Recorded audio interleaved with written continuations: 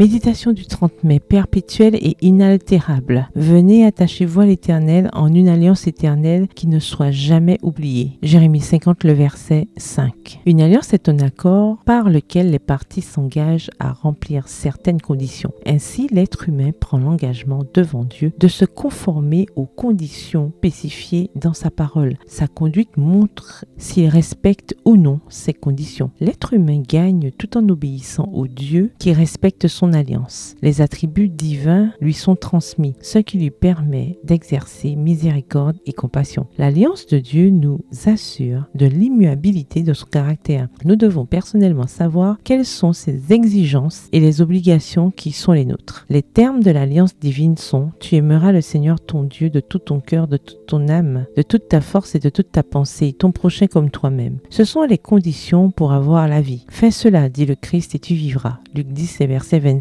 et 28. Extrait de SDA Bible Commentary, le commentaire biblique adventiste au volume 7, le chapitre Hébreux 8 à la page 932. La loi de Dieu a été écrite de sa main sur des tables de pierre, montrant par là qu'elle ne devait jamais être changée ni abrogée. Elle doit être préservée jusque dans l'éternité, aussi immuable que les principes de son gouvernement. Le Christ a donné sa vie pour que l'être humain puisse être régénéré à l'image de Dieu. C'est la puissance de sa grâce qui rassemble les hommes dans l'obéissance à la vérité. Extrait du livre Conseils aux éducateurs, aux parents et aux étudiants, au chapitre 7, aux pages 199 et 200. Mes frères, approchez-vous du Dieu des armées avec crainte et tremblement. Nous allons au-devant de temps troublés. Mais si des liens de fraternité chrétienne nous unissent et si personne ne cherche à dominer, le Seigneur opérera des merveilles. Le Seigneur connaît nos besoins. Il est tout-puissant. Il peut accorder à ses serviteurs la mesure d'efficacité qu'exige la situation. Son amour et sa compassion ne se lassent jamais. À la majesté de la toute-puissance, il joint la tendresse et la sollicitude du bon berger. Ne craignons pas qu'il n'accomplisse ses promesses. Il est la vérité éternelle. Il ne modifiera jamais l'alliance qu'il a contractée avec ceux qu'il aime. Les promesses qu'il a faites à son Église subsisteront à toujours. Il fera d'elle un ornement, un sujet de joie de génération en génération. Extrait du livre Témoignages pour l'Église au volume 3 au chapitre 38 à la page 260. Bonne soirée, que l'Éternel vous bénisse.